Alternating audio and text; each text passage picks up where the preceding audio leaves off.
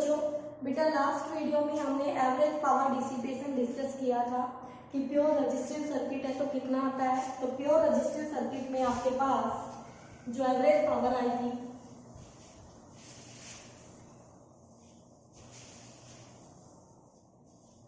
कितनी थी, वो हमारी वो थी आर के केस में, इन केस ऑफ आर तो पी एवरेज आएगी बेटा E R M S I R M S, या जिसको हम पी एवरेज को I note E note by 2 से लिख देते हैं, ठीक है। फिर इंडक्टर के केस में, एल के केस में हमारी एवरेज पावर 0 आएगी। और जिस बच्चे को एल का केस आता है उसके लिए प्योर कैपेसिटिव सर्किट बहुत ही इजी हो जाएगा, क्योंकि दोनों में सिर्फ एक माइनस साइन का ही डिफरेंस है। प्योर कैपेसिटिव सर्किट, ठीक है। तो देखिए ध्यान से, क्या मैं यहाँ पर instantaneous voltage E not sign omega T लेके चलूंगी? बिल्कुल ये लेके चलूंगी। अब मेरे पास जो इंस्टेंटेनियस करंट होगा इन केस ऑफ कैपेसिटर, तो I equal to I note sine omega T, और इसमें करंट आगे होता है बेटा π/2 फेज डिफरेंस से, तो मैंने प्लस π/2 ले लिया। और ध्यान होगा इंडक्टर के केस में माइनस π/2 किया था, फिर माइनस कॉमन लिया था हमने, ठीक है। तो यहाँ से I equal to I nought, और अब कोई माइनस का चक्कर नहीं है तो साइन इसको हम लिख सकते हैं π/2 प्लस ओमेगा टी, ओके। तो π/2 पे साइन कोस में कन्वर्ट, और ये बन गया कोस ओमेगा टी। तो therefore P instantaneous power P equal to क्या आ जाएगी हमारे पास I इंटू में E, तो बेटा P equal to I note E note sine omega T cos omega T, हमने 2 से मल्टीप्लाई और 2 से डिवाइड किया, तो ये बन गया हमारे पास P equal to I note E note by 2 sine 2 omega T. अब हम लिख सकते हैं therefore small work done D W equal to P D T, ठीक है। तो D W equal to P की value I note E note by 2 sine 2 omega T D T. और अब टोटल वर्क के लिए हम इसको इंटीग्रेट करेंगे, तो डी डब्ल्यू का इंटीग्रेशन डब्ल्यू हुआ, और आई नोट ई नोट बाई 2 को हमने बाहर किया बेटा, और 0 से t का integration sine 2 omega T D T का हमारे पास 0 आएगा, इसका इंटीग्रेशन तो 0 आएगा। तो बेटा आपके पास W equal to I note E note by 2 into में 0, तो W हमारा आ गया 0। तो देयरफॉर जो P एवरेज होगी टोटल वर्क अपॉन में टोटल टाइम, तो वो एवरेज पावर आपकी 0 आ जाएगी। क्यों? क्योंकि कैपेसिटर, ये कैपेसिटर होता है, ठीक है, और ये कोई भी सोर्स आप यहाँ पे लगाते हैं, एसी सोर्स है, एक बार पॉजिटिव साइकिल देगा तो ये पॉजिटिव पोलरिटी, ये नेगेटिव पोलरिटी, ठीक है बेटा। अगले में ये नेगेटिव साइकिल भेजेगा तो ये नेगेटिव, ये पॉजिटिव, तो एक हाफ साइकिल में जो सिचुएशन होती है अगली हाफ में रिवर्स कर देगा, यानी वही वाली बात कि पॉजिटिव हाफ साइकिल में कंज्यूम की, नेगेटिव हाफ साइकिल में डिलीवर की, ठीक है। तो एवरेज पावर फिर से क्या हो जाएगा, इसमें 0 हो जाएगा। तो आपको ध्यान रखना है प्योर इंडक्टिव प्योर कैपेसिटिव, इनके दोनों के केस में एवरेज पावर हमें 0 मिलेगी, but in case of pure resistive हमारी average power I note E nought peak value की, यानी जो ये आपके पास आई है I note E note by 2, ठीक है। या फिर आप कह सकते हैं E R M S I R M S, virtual से कह सकते हैं, इफेक्टिव से कह सकते हैं, ठीक है बेटा। तो ये था आपका प्योर कैपेसिटिव सर्किट के लिए एवरेज पावर पर साइकिल। अब हम बात करेंगे average power dissipated in series LCR circuit, okay. तो उसको आप ध्यान से देखेंगे, इंपॉर्टेंट टॉपिक है average power dissipated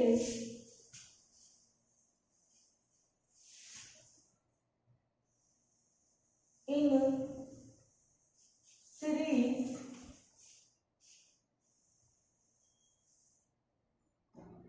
series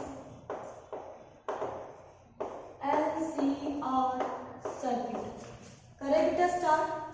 voltage equation हमने instantaneous voltage E note sine omega T ली, कोई दिक्कत नहीं है। करंट की instantaneous value I equal to I note sine omega T minus 5। मुझे नहीं पता कितने फेज डिफरेंस से है, तो 5 हमारा फेज डिफरेंस आ गया था LCR सीरीज LCR सर्किट के लिए, ठीक है। अब therefore instantaneous power P equal to E into I, तो P इक्वल टू सॉल्व कर लो बेटा, P कितना आता है, P equal to E nought I note sine omega T minus 5।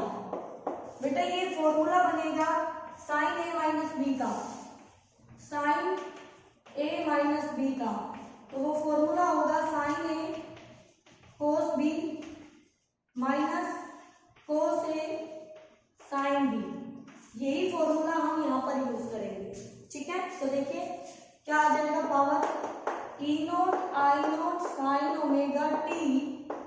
अब इसको हम ओपन करेंगे फॉर्मूला लगा के, तो sine omega T cos 5 minus cos omega T sine 5, ठीक है। बाहर वाले टर्म को मल्टीप्लाई कर लेते हैं, तो E note I note sine omega T sine, ये बन गया sine square omega T into में cos 5 minus E note I note sine omega T cos omega T sine 5, तो ये हो गया साइन 5 और sine omega T cos omega T. तो ये आपका वेव फंक्शन है बेटा, साइन और कोस ओमेगा टी। तो यहाँ पर भी आप चाहें तो कोस 5 को पहले लिख ले, साइन स्क्वायर ओमेगा टी को बाद में लिख ले, ठीक है। तो आप ऐसे इसको लिख सकते हैं, सिर्फ आगे पीछे लिखने के लिए मैं कह रही हूँ, पोजीशन चेंज करने में, ठीक है। तो ये आ जाएगा कोस 5 पहले और साइन स्क्वायर ओमेगा टी हमने यहाँ ले लिया, ओके। अब हम लिख सकते हैं therefore small work done dw equal to p dt। तो dw इक्वल टू p की वैल्यू बेटा E note I note cos 5 sine square omega T dt minus में E note I note sine 5 sine omega T cos omega T, ठीक है, और into में dt। अब हम दोनों तरफ इंटीग्रेट कर सकते हैं, मैंने dt दोनों से मल्टीप्लाई कर दिया, देखिए यहाँ भी dt यहाँ भी dt, ब्रैकेट सीधा ओपन, ठीक है। तो dw को हमने इंटीग्रेट किया, तो w इक्वल टू ये w हो गया, dw बेटा इंटीग्रेट होके।